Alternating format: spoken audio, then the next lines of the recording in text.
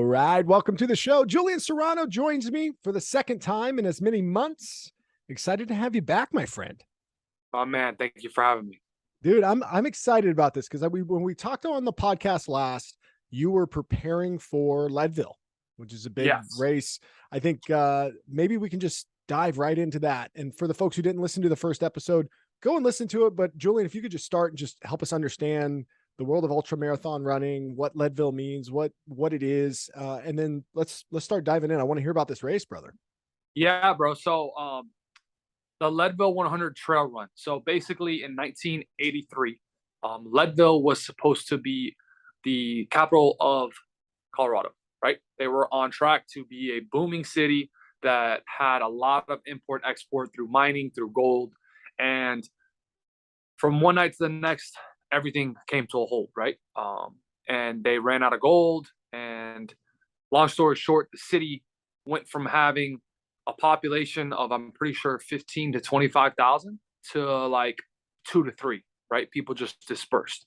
So this guy named Ken Kluber came up with a race called the Leadville 100 to kind of save the city and bring money, bring people, bring more than a race, bring a family to Leadville that's not from Leadville, right? Yeah. So the first 100-mile race was in California. It's called Western States. That was the first 100-mile official race.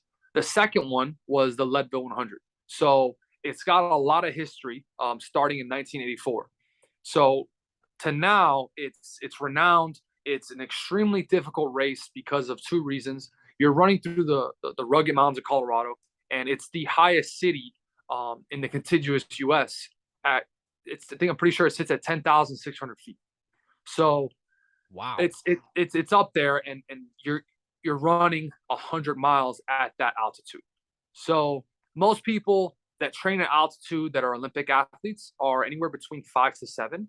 Goes to tell you Denver sits at 5,500 feet, and then like Boulder is like 6,000, and then your local ski towns sit anywhere between 8 to 9.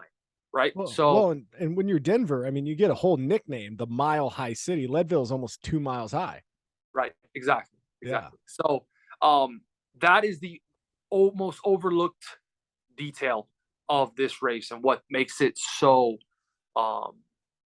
nasty, honestly.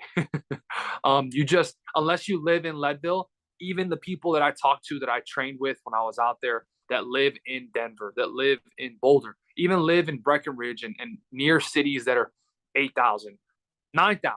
It's a different ballgame when you go up that extra 1,500 feet.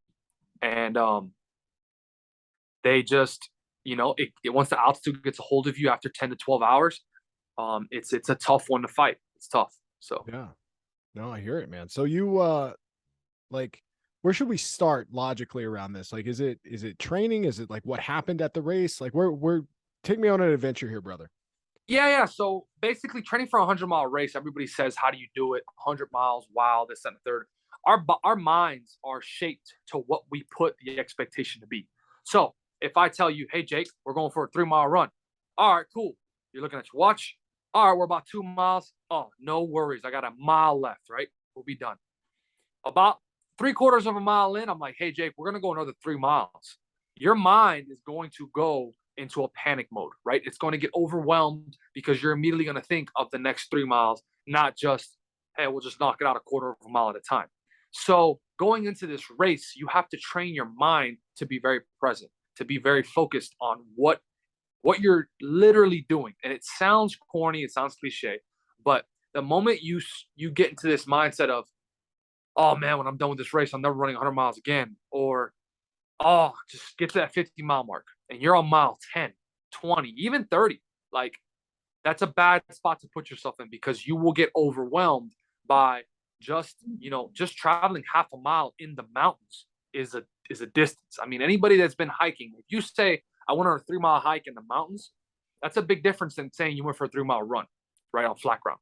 Yeah. So the mindset preparation, physicality is very simple, right? You need to get your body used to being on its feet for a long period of time.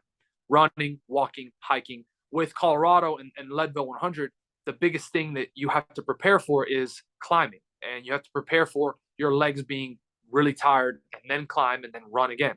So Most 100 milers, you're putting a lot of volume of running.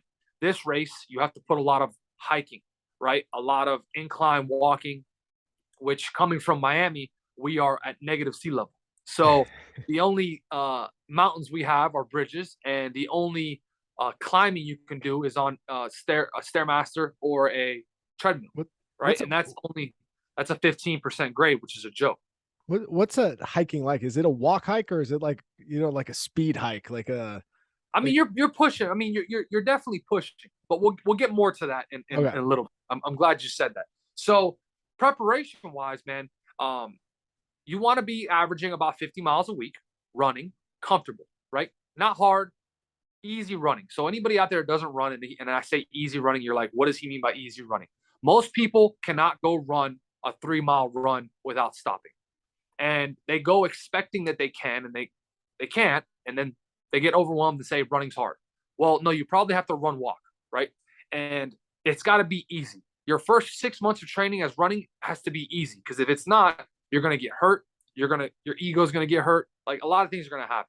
So this is the same thing with training for ultras. Like 80 to 90% of your runs are very easy, and then the other 10 to 15% are aerobic work, sprints, treadmill work, obviously stairmaster, 1 to 2 hours. So going in training wise, a lot of volume, right? It's pretty simple. But what you can't train for is the altitude. Now, mind you, I went out there for 2 weeks prior and I got ready, right? I was doing multiple hikes, getting up to 13, 14,000 feet. I had these people that really helped me, put me in environments, taught me a lot. And, from that standpoint, I was ready. So you fast forward to the race, and I think coming from sea level, you're never truly ready, right? Like, to be ready for this race, truly ready, like we're gonna go sub 25 hours. It takes some commitment, man. And you're basically, your life has to completely stop.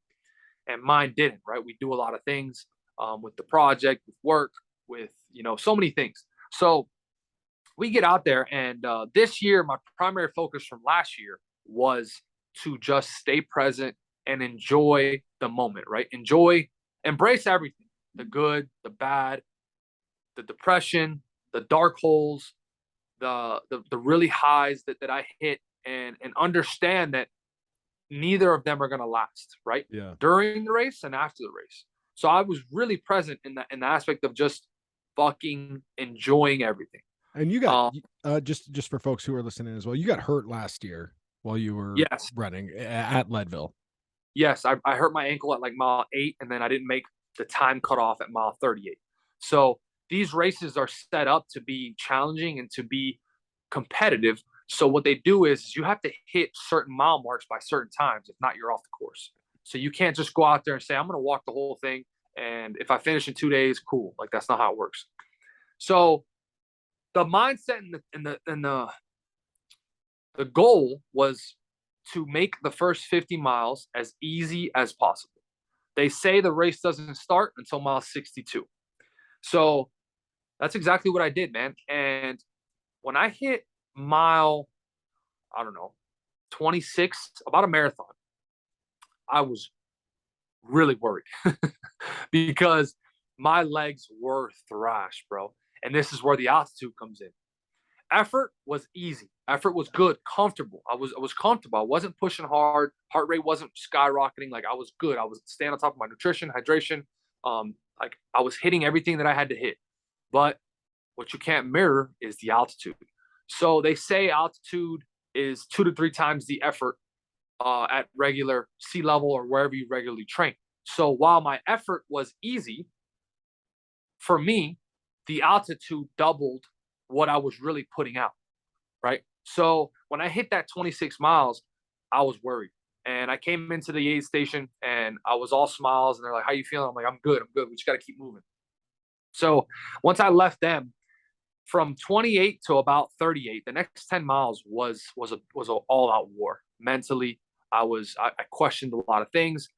And the one thing about me is I told myself coming into this race, I'm not going to ever say anything negative. Like, if it's not positive, I'm not saying, right? No matter what my internal demons, produce inside of me, I will speak only the things that I want to be true. So the two things I said from the beginning out loud, like a weirdo, was I will finish this race and that I'm a relentless warrior, right? So Yeah. I would just tell myself that probably every 3 to 4 hours. I would say it out loud, right? And I go on the dark hole. So this 38 miles, this 28 to 38 miles, this 10-mile stretch was absolutely disgusting.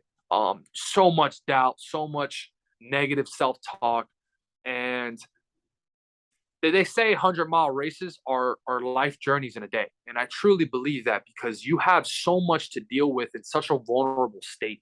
Like the project, prime example. Why is it so impactful?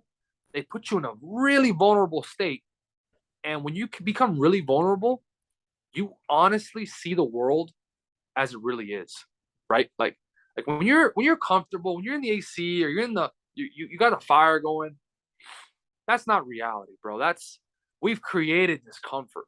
Like, and that's the problem with the world we live in now is when's the last time you were vulnerable and actually saw your true self, saw your actions and what they've done to you and and the people you surround yourself with. So a lot of this negativity that was coming up was all of that, right? In my own life. And I'm not perfect, man. A lot of things succumbed to me training for this race, to me putting this race on such a high priority task list. And that was one of the biggest takeaways from this race is just because you can do something and you want to do something to redeem yourself doesn't mean you have to do it right away, right? And I'm a huge believer in everything you start, you finish, for sure. But at the right time, because if not, at what cost are you redeeming yourself? What are you losing along the way to redeem yourself? So we're rolling into 38 miles, and I just posted that video. It's me and my buddy Andre running, and I saw him, and this is how you know your internal dialogue is fake. It's not real. That that 10 miles was hell.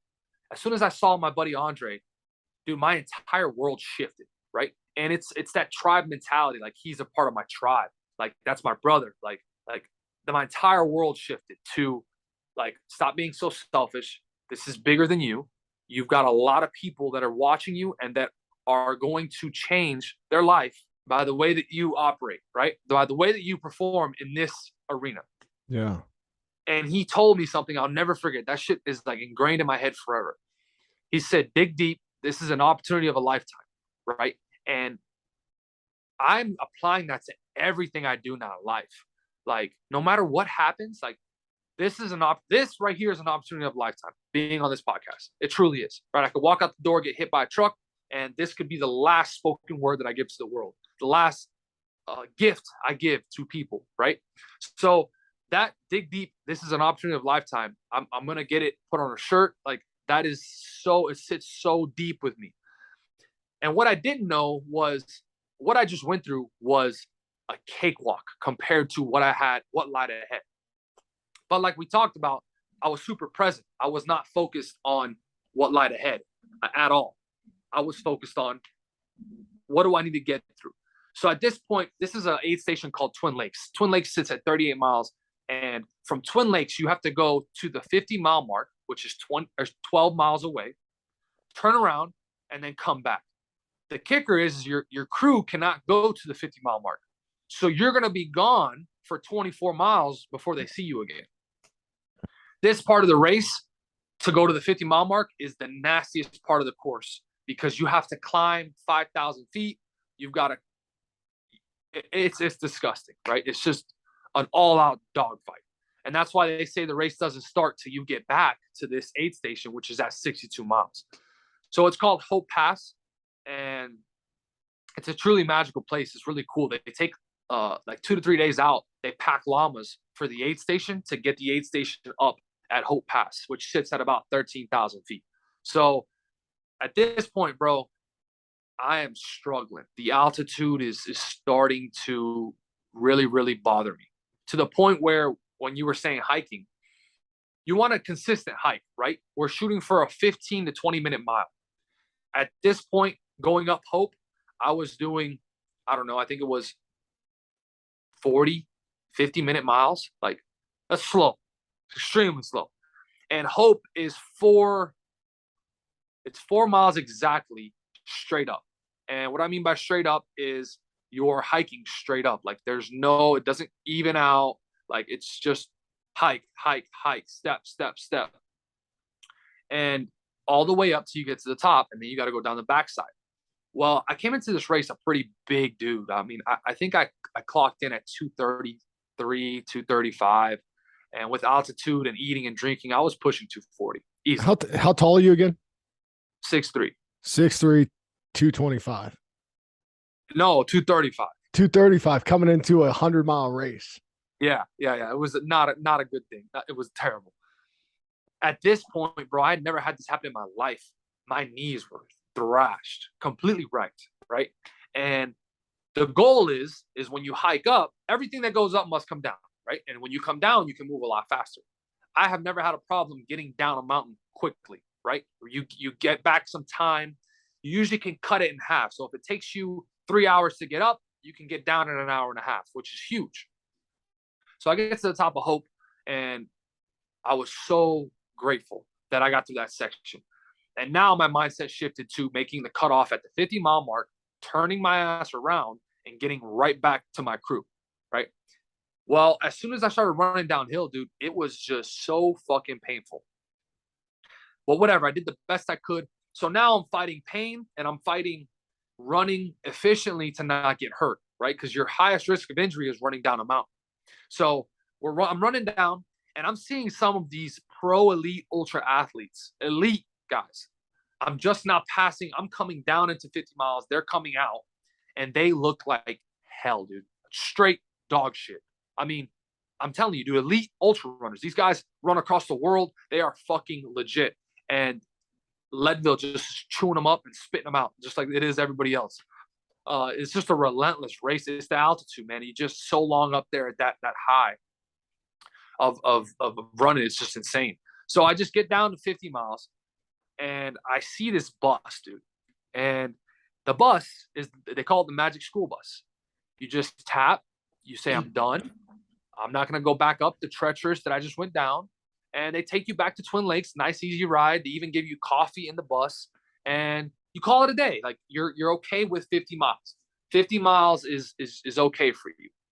And dude, there was probably 20 people that still had ample time to get back up and make it back.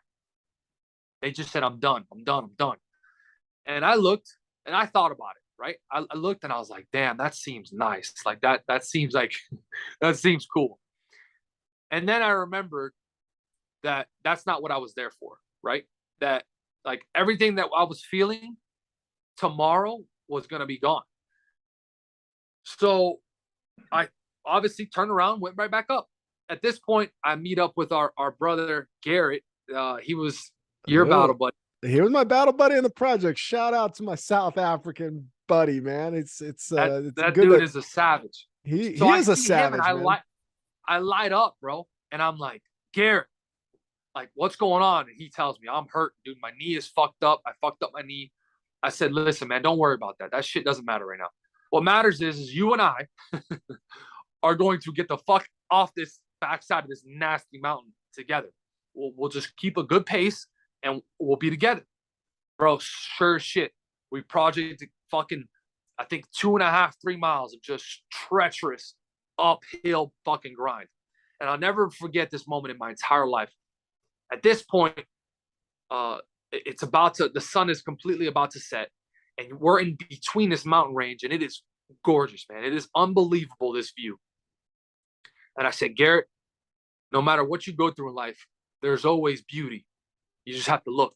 Because the entire time we were like looking down. We were looking down and just suffering. But we were grinding it out, just getting out of that fucking mountain.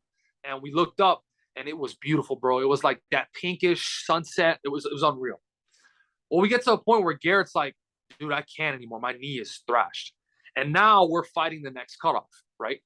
The first half of the race, the cutoffs are aggressive because they want it to still be competitive.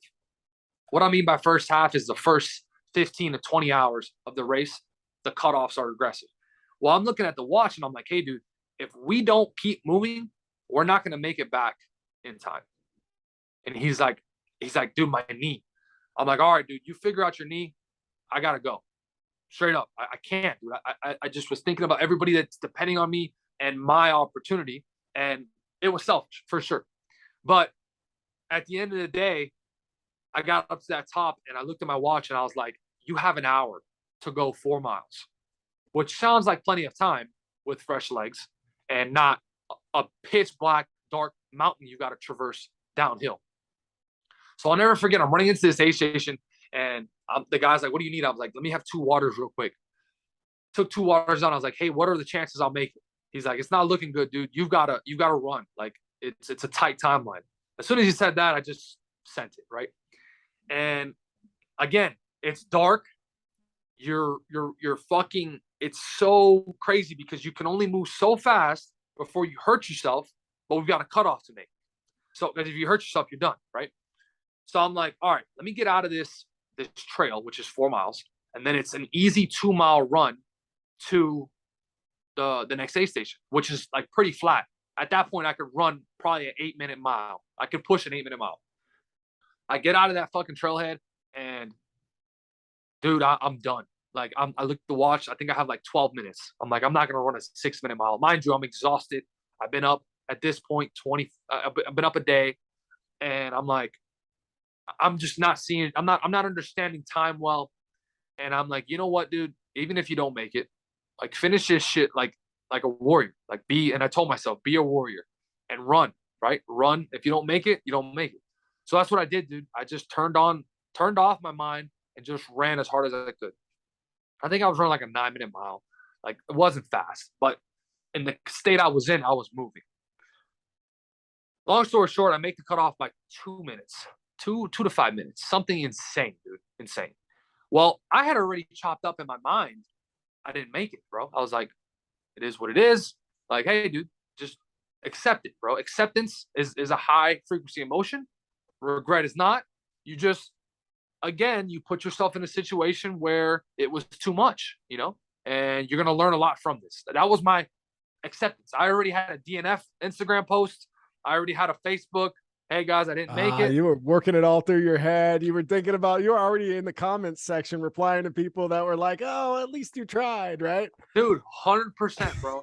But I never said any of this shit. Like I always kept my mouth fucking shut unless it was something that, like I said, I'm a warrior. I'm going to finish this race. But at this point, it was relatively like completely done, dude. I make it, bro. And the effort it took for me to make it was a lot, right? Especially with having 38 miles to go to finish this race. Your adrenaline probably spiked a little bit too, where it's just like you just got to be there. Like you poured it all in, and then you took off. That's exactly what happened, dude. So I crossed this checkpoint, and checkpoints are not crewing points. So checkpoints means you have passed the checkpoint and you have to continue to move forward. I'm wrecked, dude. So I'm there on the floor. I took a knee. Actually, I think I laid down or some shit. I don't know. I was like, hey, let's change my shoes real quick before they kick us out of this little area. Sure as shit, like 20 seconds later, they were like, hey, you got to go. So I'm at this point, I picked up my first pacer, which is cool. So now somebody runs with me, right? Which is cool. Who's pacing you? This dude named Andre. He's the guy that told me dig deep. This is an opportunity of a lifetime. This dude he's a veteran, bro. He knows what he's doing. He's an amazing human, and then he's an elite runner, dude. Elite. And he's not that dude that I talked to when you were getting ready to do Moab a while back, was he? No, he's my next pacer. Oh, gotcha.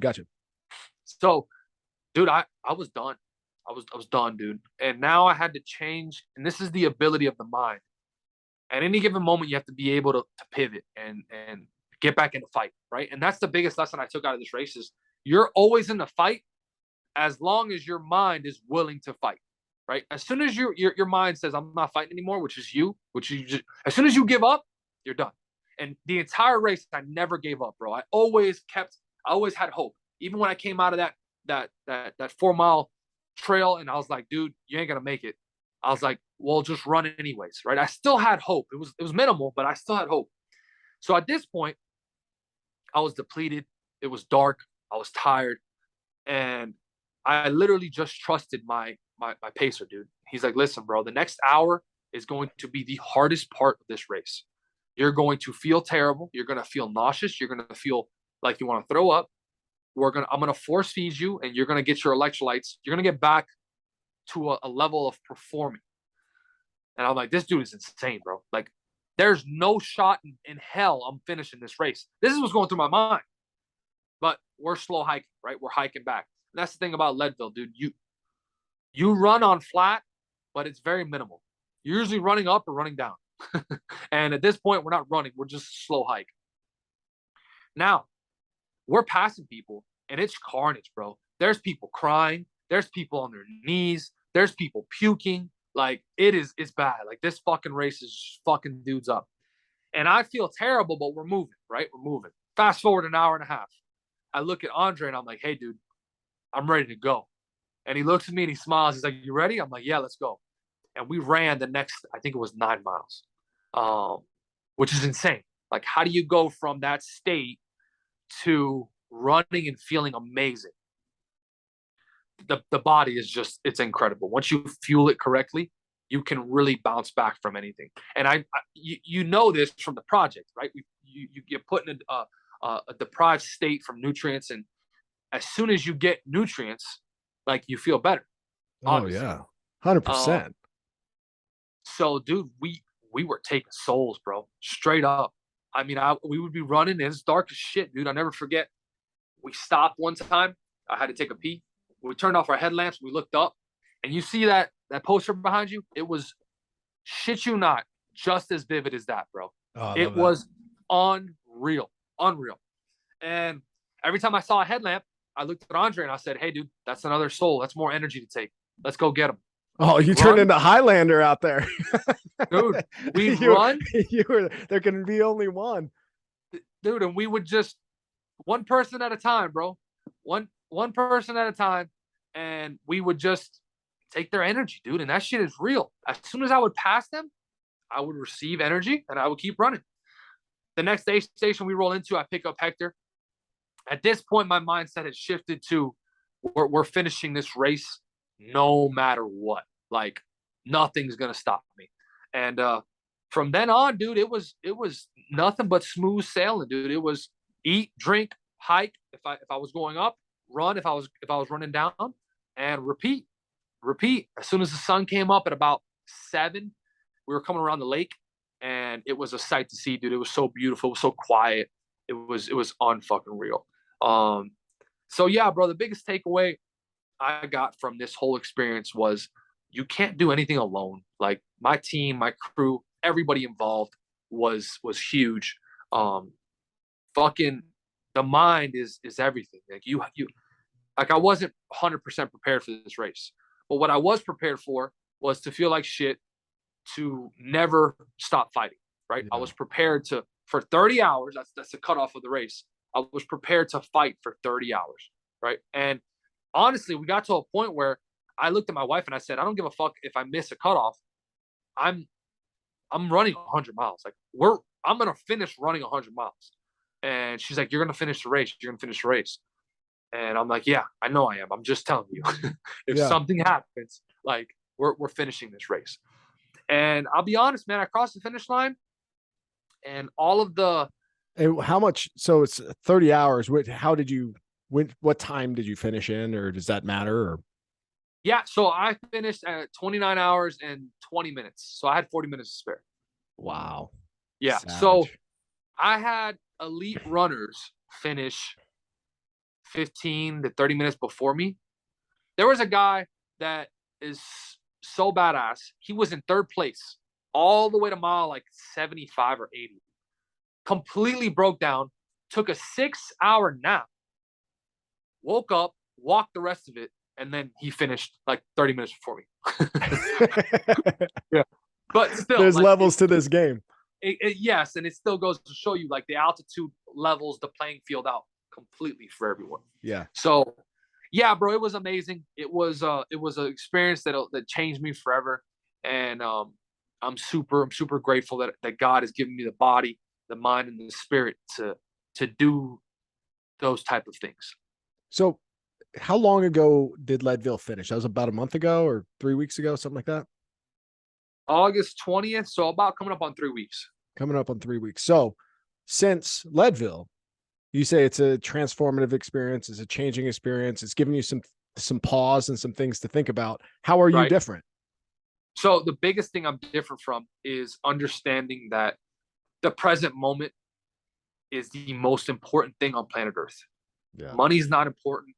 Like your time, like your present moment of time is the most important thing on planet Earth. And I had gotten so focused on so many other things that I lost track of my presence. I lost track of the people that were with me the last 6 to 8 months, the experiences that I had.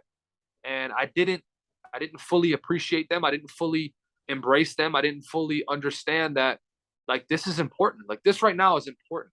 Yeah. Like we get so fucking focused on everything we want to be, everything we want to do.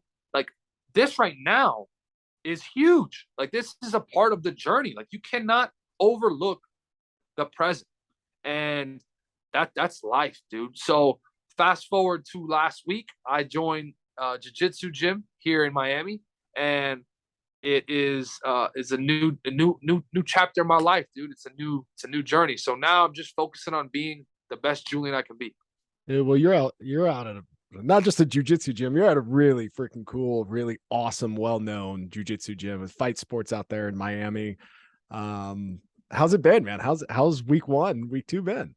I'll tell you, dude, these guys, they do it right, man. They don't throw you to the wolves. I got a lot of buddies that are in a bunch of dojos down here and a bunch of gyms, and most of them are like, "Hey, is your neck sore? Like, hey, like, are you tired? Like, hey," and I'm like, "Dude, none of that." They're like, "What do you mean?" I'm like, "Dude, there's a level of respect and there's a level of of you have to earn the right to roll with these guys. Like, you're not just rolling with these guys, and if you do, they're going 15-20%. I mean, If that, like yeah, for sure. if that, they're just teaching you something, dude. They'll put you in a position and they'll say, "Hey, let me show you how to get out of this." Like it's not this go go go. And I know a couple of my buddies are hard chargers, like they're fucking, and I can tell the type of dojos they're at, the gyms they're at. Like I can already see it's like full throttle day one, and Yeah. I don't know, dude. I think that doesn't instill fundamentals and it doesn't instill the understanding of what you're doing. How can you apply what you're doing to real world? Like right now, I already know a few things I can do real world situations and put people in some bad spots. Sure. Just right now, and I'm green as the fucking grass outside, dude. Like I'm green, green. Like they know. But and I talked to one of the guys today, and I'm like, dude, I want to be tired. He's like, bro, embrace the fundamentals. Like, Yeah. embrace it. There's gonna come a point where you're gonna miss learning new techniques and not being smoked the entire time you're here, right? Well, So, and there has to be a recognition too that jujitsu literally is translated to gentle art. Like it's literally that's what it is. Jujitsu is the gentle art. And I think it's a nod to the fact that how important technique is, how important the breath is, which I think is a huge advantage for someone like you. Like knowing people who have done long distance running, have cardio for days, guys that can do a lot of rounds, if those are light, technical, flowy rounds for the first year or two that you're training, very, very, very dangerous person coming out of blue belt, right? so that's the biggest thing I've learned too is I have rolled with a couple people. We've done 2 to 5 minute rounds, and at this point, everybody is telling me you have the strength, you have the size. You need to focus on understanding when to use strength Yeah. and size. Yep. And dude, there's been a couple times where these dudes are burning out, minute in, 2 minutes in, and I can hold my own for a minute and 2 minutes. And at the point that they're burnt out, I can pass their guard, or I can mount them, or like, and these dudes aren't like black belts by any means, but I know from my athletic ability right now of what I just went through, like, dude, you have to use what you have to your advantage, Yeah. and even just learning fundamentals, dude, these dudes are smoked. And I'm like, I looked at the professor today. I'm like, hey, dude, like I want to roll, like I want to breathe hard. He's like, dude, relax, be patient. And I'm like, all right. No, I So, hear, it was funny too. I was listening to the latest, at least for the time that we're recording this, the latest Joe Rogan episode. He interviewed Gordon Ryan, who's arguably, oh, 26, yes. 27 years old. He's arguably the best in the world. Has won 60 straight matches. He's totally expected to win everything at ADCC. And he was talking about his He's a style. wrestler. He's a wrestler, right? No, no, no. So Gordon has only actually been doing jujitsu for like 11 years. I found that out on the podcast too. I'm like, what? Like, this guy's 27 years old. He picked it up when he was like, what, 16, and was recognized as one of the best in the world by 2017, 2018 kind of time frame, and has just been on a tear. But he was talking about his approach to jujitsu is actually like isometric. It's movements. He's restricting movement. So he's really focused on restricting the movement of his opponent more than outworking them. Whereas if you look at someone, he was drawing a contrast to like Gary Tonin, for example. If you watch Gary Tonin's matches, Gary's very fast. He flies around. He's just relentless, relentless, relentless. And then you have somebody who's a little bigger, like Gordon, has bigger opponents because Gordon's a 220-pound, 225-pound heavyweight. That's pretty small in that division. So he has to really focus on just pinching in, holding in, squeezing tight, managing that space, and then taking the submissions that he wants. And I've heard different people philosophize about jujitsu and how their style of jujitsu is, but that idea of like, if you're a bigger person, limit the movement of the other person as opposed to sporadically just trying to like outwork them, because you'll get caught. You got bigger arms, you got bigger legs. They're Dude, they're I've gonna got a find long, that limb. look at this neck, dude. You It's got a insane. real chokeable neck, bro. You got one of Yeah, you're long necked. that's what everybody says. So, Yeah. so yeah, dude. It's you know what, and it's just like, you know what I love about it. You can't go in there and buy your way to a belt. You can't go in there and like fast forward anything, dude. And like we talked about the presence, like, dude, I have to be present every day to focus on the fundamental skills in order to one day be a weapon.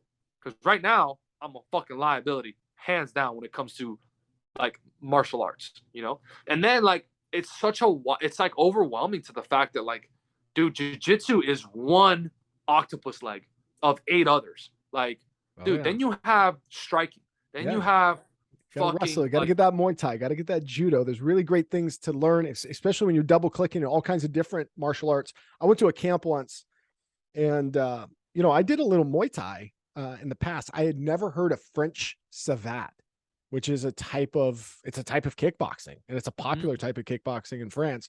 And there's this, like, I was at a Eric Paulson camp down in California, and this guy comes in, this French dude, and he's like, "All right, we're gonna do savate," and then we start doing it. And I'm like, dude, I am absolutely exhausted, and I'm throwing punches and throwing kicks in ways that I hadn't before. The timing's all weird, but it's like there's so much to learn. To your point, tentacles all over the place. yeah, literally. So it was cool, bro. And I had a conversation today with Cyborg. Was today the first time I actually like had a conversation. Oh, dude. And dude, he's been doing this his entire life, Oh bro. yeah. Like, these guys that you see, like Gordon Ryan, even Gordon Ryan, bro. Like, if you think 16, that's when you become capable of really doing anything in the world. Like, Yeah. so his entire mature adulthood, he has been, doing jujitsu, among other things, I'm sure. Like, you're not just doing jujitsu and you're at the caliber that he's at. You know what I mean? Like, Yeah. that's another thing too, is people downplay everything, not just in fighting, but I mean, it's crazy. It's insane. And like, I was at the Squire in Austin, Texas with Tim Kennedy, and dude, there were some guys that were there that are they work for him. They work Yeah. for the Sheepdog. gym, and then they work for Sheepdog. Yeah. And dude, they're Shout out to killer. Sheepdog Response. If you're in Boise, Idaho, they're coming in early March. I'll be there. So shout out to Tim and Sheepdog. Yeah, dude, they're killers, dude, and you would never know. And that's the biggest thing. And the same thing with Cyborg today. We have a conversation, bro. His energy is gentle, bro. Like, it's just like, and that's what everybody should strive for, is to be that warrior in a garden, right? Like, dude, let me water my plants, let me trim my plants, But as soon as I need to flip a switch, like it's Yeah, it he has nothing to prove.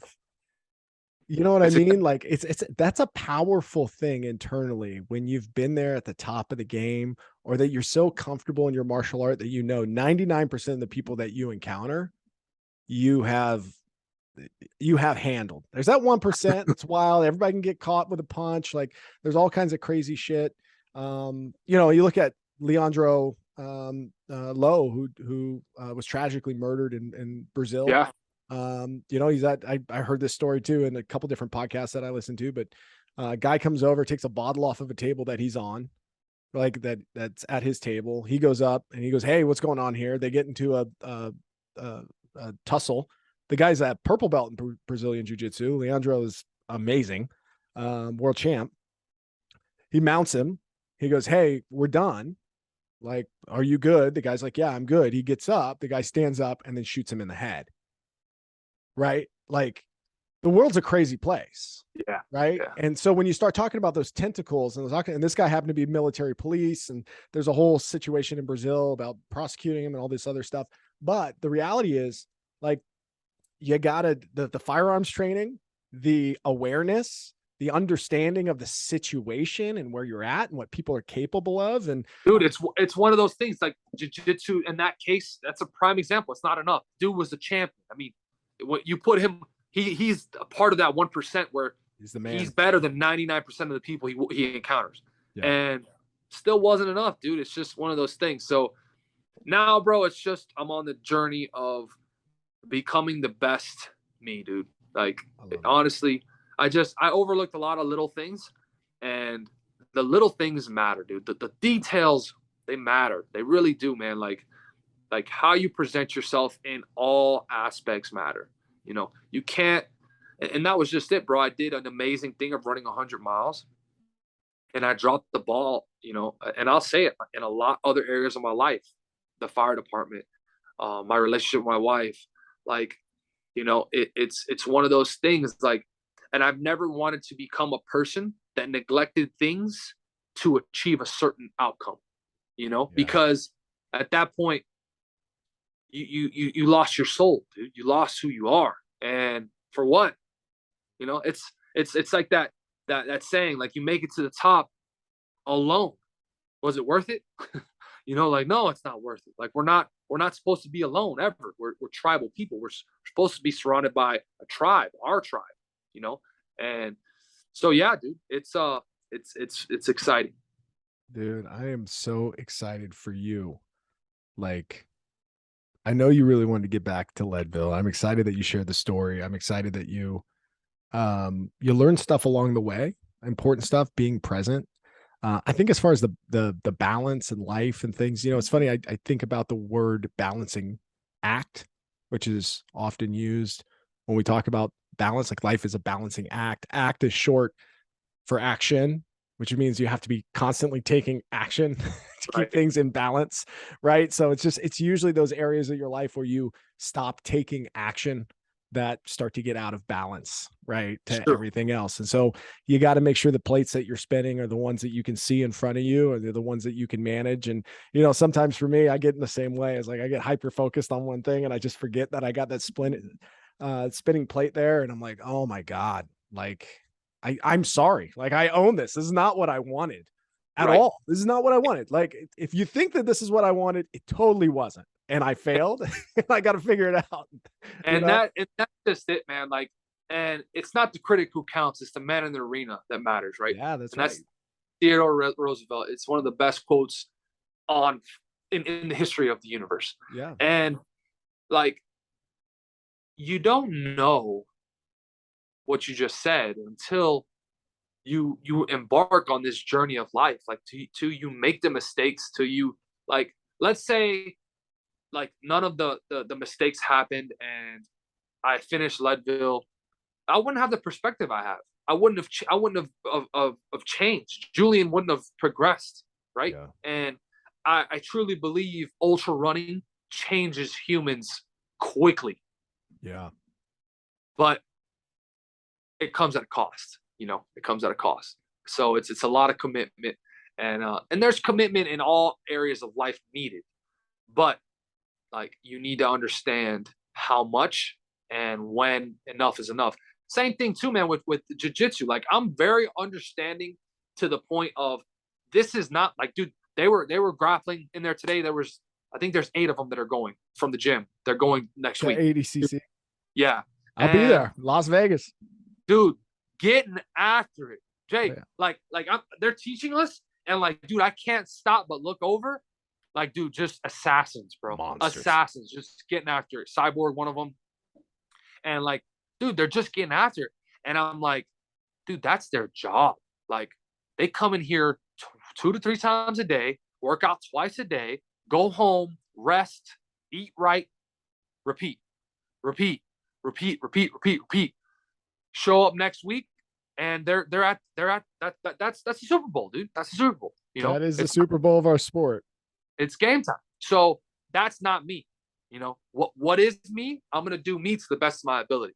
So anybody out there listening, like, understand your role and what, you know, what it entails essentially. So I love it, man. Well, thank you so much for coming on the podcast and sharing your perspective, your wisdom, your lessons learned, and then how that's manifesting into new journeys in your life. I mean, that's the most beautiful thing, is like never stop growing. No. And you're one of those people that I know that I've been around you a handful of times, and we've had some hard shit to do here and there, and you don't put up with my bullshit. And like, you know, hey Blanchard, let's go, brother. Like, let's lift, let's run, let's go. Like, and I've always loved that about you, man. I also like to think that I was your first ever jujitsu role. Yes, bro, you were at Operation Black Site. Yeah. Yeah. So yeah. I mean, there's something that we share there too, man. No, so dominated. I was like, hey, dude, Jake's really good at jiu-jitsu. And I forget, I think it was Matt Schneider was like, yeah, bro, he's like a purple belt. He's a big deal. I'm like, yeah. I can tell.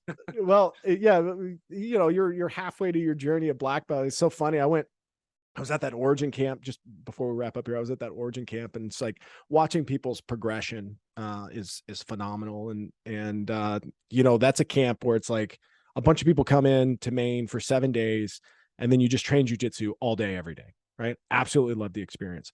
One of the people who goes to that camp is Andy Stump, who Cleared Hot podcast. He's on Rogan every now and then. He's a former Navy SEAL. He's former Navy SEAL.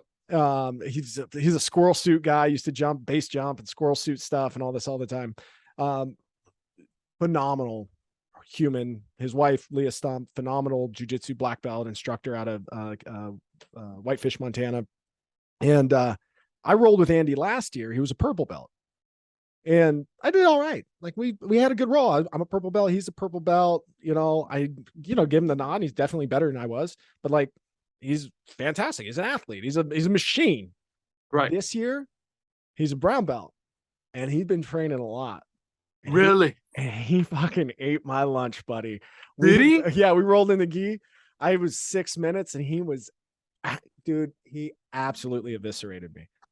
And I just laugh. You know, it's pressure and time, right? Like old Shawshank. But it's like, you know, he has been training a lot in that year, a lot more than I've been training quite a bit, but certainly not as much as him. He's on another level right now. And that was so cool to see. And you'll see that about yourself and your progression and your game. And you'll get people to talk to you about how you're growing in that space. And that's what I love about jujitsu. It's what I love about the community. It's what I love about having rolls with people I've never rolled. And then all of a sudden, 3 years later, you're in a ring hooking horns and having battles. So I'm looking forward to that with you as well. That's awesome, dude. Yeah, I can't wait. We'll get together soon, bro. I love it. All right, man. Well, hey, thanks for joining me on the podcast today. Appreciate your time. Instagram for Julian is in the podcast notes. Feel free to reach out. This guy's a major player as far as mindset, motivation, pushing through. You can hear from the podcast. And I can't wait till next time we get together and talk some endurance and BJJ and all that fun stuff. All right, cheers.